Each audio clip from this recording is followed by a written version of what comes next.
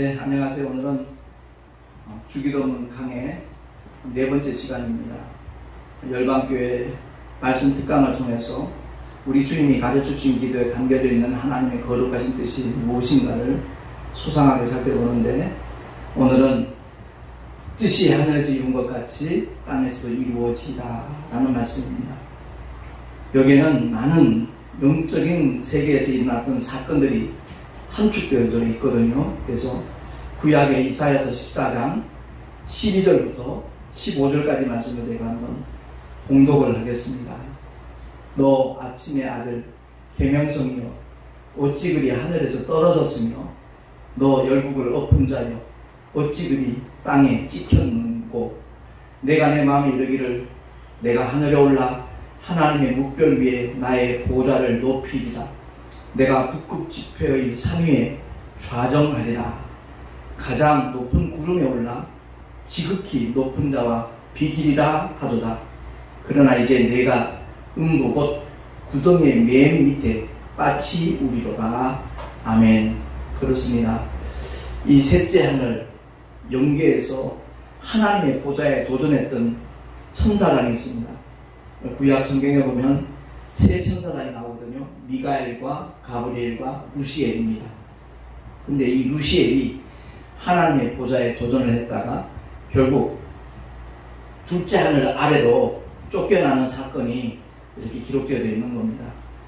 에스겔서에 보면 같은 맥락의 말씀이 나오거든요. 에스겔서 28장 14절부터 17절까지 말씀 제가 다시 한번 봉독하겠습니다. 너는 기름 부음을 받은 덮는 그룹이며, 내가 너를 세우매 내가 하나님의 성산에 있어서 화광석 사이에 왕래하였었도다. 내가 지음을 받던 날로부터 내 모든 길에 완전하더니 마침내 불의가 드러났도다. 내 무역이 풍성함으로 내 가운데 강포가 가득하여 내가 범죄하였도다. 너 덮는 그룹아, 그러므로 내가 너를 더럽게 여겨 하나님의 산에서 쫓아내었고 화광석 사이에서 멸하였도다. 내가 아름다움으로 마음이 교만하였으며 내가 영화로움으로 내 지혜를 더럽혔으며 내가 너를 땅에 던져 열왕 앞에 두어 그들의 구경거리가 되게 하였도다. 아멘. 그렇습니다. 두로 왕에 대한 하나님의 그 선언이지만 결국 영적 세계를 다루는 메시지가 성경입니다. 그래서 이 셋째 하늘에서 세 천사장이 있었는데 그 중에 루시엘이 하나님의 보좌에 도전을 한 겁니다. 그래서 하나님께서 그를 쫓아내죠. 그래서 지금 현재 이 셋째 하늘에는 하나님의 평강, 하나님의 질서, 하나님의 영광만 가득 차 있는 것입니다. 근데 루시엘이 하나님을 도전하는 바람에 그가 루시퍼가 되거든요. 마왕이라고 하죠. 마귀라고도 하고 성경에 여러 가지 별명들이 있습니다.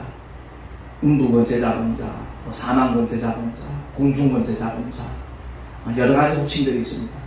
온 천하를 꿰는 자라고도 하고, 그리고 우리 주님은 이 마귀를 지칭할 때 세상 임금이라고 표현을 하고 있습니다. 왜냐하면 에덴 동산에서 아담에게 하나님께서 자기 형상대로 그 모양을 따라 지음받은 아담에게 모든 권세를 줬습니다. 바로 왕권이죠. 그가 모든 것을 통치하고 다스리고 정복할 수 있도록 하나님 그런 권세를 주셨는데, 그의 배필 하와를 통하여서 원수 마귀가 옛뱀이 사탄이 용이라고도 하죠. 속여서 하나님께서 먹지 말라 명하신 선악과를 먹도록 유혹을 합니다. 물론 하와는 하나님처럼 되고 싶어서 하나님의 이름을 갖고자 그런 의도를 가지고 선악과를 다 먹었지만, 아담은 그렇지 않습니다. 자기 아내가 따주니까 하나님은 먹지 말라 하셨는데 살 중에 살이요 뼈 중에 뼈인 하와의 말을 듣고 선악을 먹어버리는 사탄적인 죄가 아니라 불순종의 죄를 지었습니다. 그 순간 아담에게 주어진 모든 왕권은 사탄에게 이양이 된 겁니다. 그래서 주님은 마귀를 가리켜 세상 임금이라고 이렇게 말씀하고 있거든요. 그렇습니다. 그 세상 임금은 이미 2000년 전에 심판을 받았습니다. 주 예수 그리스도의 십자가로 말미암아 심판을 받았는데, 많은 분들이 착각하기를 심판받았다는 말을 형벌받은 것으로 이렇게 혼돈을 합니다. 그것 아닙니다. 영원히 꺼지지 않는 불못에 던지우기로 선언한 것이 바로 심판입니다. 작정이 되었다는 거죠. 이제 앞으로 집행만 남아있습니다. 그날까지 이 원수 마귀는 삼킬자를 찾아서 두루 다니고 있습니다. 그야말로 한 영혼이라도 더 노략질하기 위하여 믿는 성도들을 미혹하기도 하고 유혹하기도 하고 시험에 들게도 해서 그야말로 믿음을 저버리도록, 주님의 품에서 떠나 나오도록 그렇게 유도를 하고 있습니다. 안타깝게도 많은 성도들이 속고 있지요. 마귀는 처음부터 속이는 자입니다. 그러니까 그 속이는 자 마귀에게 속지 않는 것이 얼마나 우리에게 중요한 문제인가 하는 것을 알아야 되기 때문에, 뜻이 하늘에서 이룬 것 같이 셋째 하늘은 결코 이제는 어둠의 영들이 잔존하지 않습니다. 단 하나도 없습니다. 오직 아버지의 뜻만, 하나님의 영광만 가득 차 있는 곳이 셋째 하늘입니다. 장차 우리가 가게 될 그 하늘나라를 말씀하는 겁니다. 그래서 뜻이 하늘에서 이룬 것 같이 마귀가 완전히 쫓겨난 것처럼 땅에서도 이루어지다. 이 기도는 너무 중요한 기도입니다. 세상 임금이 장악하고 있는 이 세상 사는 동안에 이미 예수 그리스도의 십자가로 마귀는 심판받았기 때문에 더 이상 마귀는 합법적인 활동이 아닙니다. 구약에 그야말로 욥이 받은 고난 잘 아시잖아요. 그때는 하나님의 허용 범위 내에서 마귀가 합법적으로 일을 했습니다. 왜? 아담의 원죄를 의시해서 우리 인간의 죄가 해결되지 않았기 때문에, 처리되지 않았기 때문에 그는 어디까지나 합법적으로 마귀가 활동을 했는 겁니다. 모든 위안을 재산을 몰수하고 자식들을 죽이고 그야말로 욥의 몸까지 완전히 병들게 만드는 그와 같은 역사가 하나님의 허용 범위 내에서 이루어졌습니다. 그러나 그 생명은 숨기지 말라고 그랬거든요. 그렇습니다. 오늘날 우리가 예수를 믿는 믿음이 바로 생명임을 알아야 되는 겁니다. 아무리 힘들고 어렵고 고통스럽고 때로는 억울한 일을 겪는다고 할지라도 믿음을 지키는 것. 그래서 사도 바울은 믿음을 지켰으니 라고 선언하고 있는 겁니다. 우리 모두가 다 이 일을 이루기 위해서는 주기도문을 통하여 주님이 가르쳐 주신 그 기도의 내용이 무엇인가를 바로 알고 우리의 삶의 현장에서 주기도문을 정말 지혜롭게 하나님의 뜻대로 사용할 수 있는 하나님의 사람들이 될 수 있기를 예수 이름으로 축원합니다. 땅에서도 이루어지다. 이것을 실제로 우리의 삶 속에 그대로 이룰 수 있는 방법을 우리 주님은 성경을 통해서 일러주셨습니다. 신약 성경 가운데서 부활하신 주님이 제자들을 찾아오셔서 승천하시기 직전에 분명히 약속을 하셨습니다. 믿는 자들에게는 이런 표적이 따르리니 그랬습니다. 저희가 내 이름으로 귀신을 쫓아내며, 그렇습니다. 우리 몸속에 얼마든지 들어왔다가 나갈 수 있는 귀신이라는 존재를 예수의 이름으로 쫓아낼 때 내 삶의 현장에 하늘에서 이루어진 아버지의 뜻이 그대로 또한 실현되어지는 겁니다.